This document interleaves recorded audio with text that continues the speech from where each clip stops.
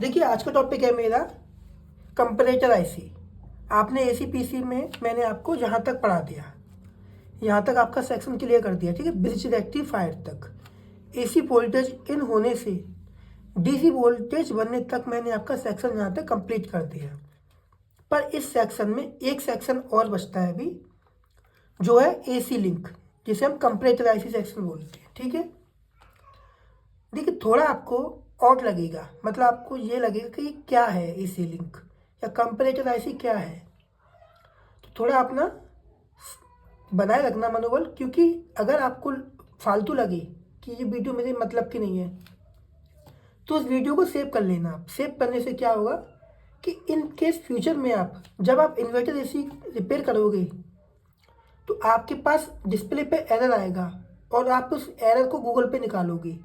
जब आप उस एरर को गूगल पे निकालोगे तो वो आपके पास लिखा आएगा AC input voltage is low, या इनपुट वोल्टेज इज लो, या इनपुट वोल्टेज का फॉल्ट देगा, मतलब एसी वोल्टेज का फॉल्ट देगा।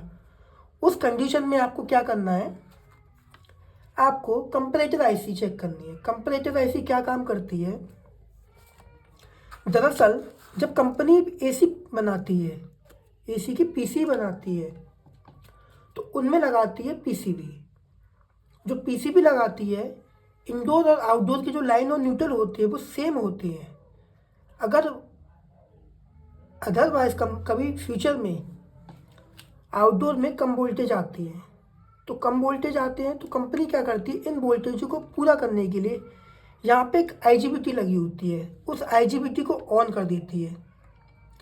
पर माइक्रो कंट्रोलर यूनिट, जिसे हम एमसीयू बोलते हैं, इसे कैसे पता चलेगा कि हमारी पीसीबी में इनपुट में वोल्टेज कम आ रहे हैं। जो आउटडोर की पीसीबी है उसमें वोल्टेज हमारे कम आ रहे हैं, इस एमसीयू को कैसे पता चलेगा। तो ऐसे पता चलेगा जब इनपुट में वोल्टेज कम आएंगे तो ये कंपैरेटर आईसी जो लगी होती है, ये देखिए मैं बता रहा हूँ लाइन और न्यूट्रल से ब्रिज रेक्टिफायर के बीच में कंपनी कहीं भी लगा सकती है। मैं तो देखिए ब्रिज रेक्टिफायर से पहले लगा दिया है। मैंने एक बोर्ड में देखा था कि लाइन कॉइल से पहले लगा दिया था, फिल्टर कॉइल से पहले लगा दिया था।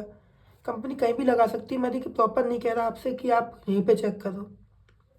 लाइन और न्यूट्रल से ब्रिज रेक्टिफायर डीसी बनने तक कहीं भी चेक कर सकते हो। आपको अगर एसी लिंक चेक करना है तो ये कंपैरेटर आईसी से जो एसी लिंक होता है वो कनेक्ट होता है। आपको कैसे चेक करोगे, लाइन और न्यूट्रल में दो रजिस्टेंस लगी होंगी। रजिस्टेंस हमेशा सीरीज में लगी होंगी, क्योंकि जो हमारे 220 250 वोल्टेज आते हैं डीसी में कन्वर्ट होने के बाद तो बढ़ जाते हैं, 350 400 वोल्टेज हो जाते हैं फिल्टर कैपेसिटर पे यहाँ पे आके। पर लाइन और न्यूट्रल में फिलहाल तो 220 230 ऐसी वोल्टेज आएंगे ना, तो 230 220 वोल्टेज पे ये ऐसी काम तो नहीं करेगी। तो कंपनी क्या करती है, रजिस्टेंसों के माध्यम से वोल्टेजों को डाउन कर देती है। जब वोल्टेजों को डाउन कर देती है तो कंपैरेटर आईसी को दे देती है। जब कंपैरेटर आईसी दोनों वोल्टेजों की तुलना कर लेती है कि वोल्टेज प्रॉपर आ रहे हैं नहीं आ रहे हैं, जब वोल्टेज प्रॉपर आ रहे होते हैं तो कंपनी आईसी क्या करती है, आउटपुट में वोल्टेज निकालती है। जो आउटपुट में वोल्टेज जाते हैं उनको हमारा माइक्रो कंट्रोलर यूनिट एमसीयू, जिसे हम एमसीयू बोलते हैं, ब्रेन बोलते हैं, वो सेंस कर लेता है कि वोल्टेज मेरे प्रॉपर मिल रहे हैं। जब एमसीयू को वोल्टेज प्रॉपर मिल रहे होते हैं तो माइक्रो कंट्रोलर यूनिट इस सर्किट को, जो पीसीबी में लगा सर्किट होता है, इसको ऑन कर देता है। क्योंकि सबसे पहले ब्रिज रेक्टिफायर से वोल्टेज डीसी बनने के बाद फिल्टर कैपेसिटर पर जाते हैं, फिल्टर कैपेसिटर पर जाने के बाद एसएमपीएस ऑन होता है, एसएमपीएस ऑन होने के बाद 78.5 आईसी पे जाता है, 78.5 आईसी पे जाने के बाद हमारा एमसीयू ऑन होता है।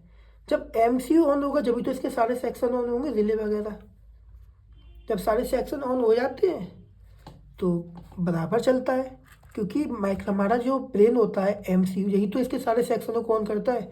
जब इसको ही दिख जाएगा कि वोल्टेज प्रॉपर नहीं आ रहे हैं तो ये एरर दिखा देगा ना।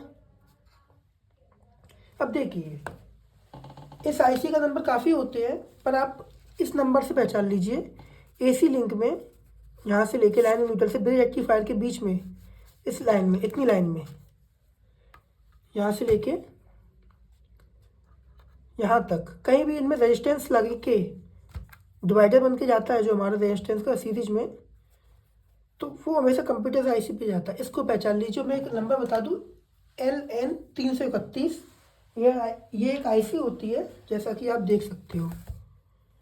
ये दिख रहा है जी, मैं एक इसमें दिख रहा है आपको comparator, input voltage, threshold, RC, frequency, GND, current, output, LM331। ठीक है, आपको क्या करना है, जब आप इसकी ट्रेसिंग करोगे, ट्रेसिंग करने के बाद आपको सबसे पहले आईसी मिलेगी। रेजिस्टेंस तो आप चेक कर ही लोगे सारे, रेजिस्टेंस चेक करने के बाद आपको आईसी मिलेगी।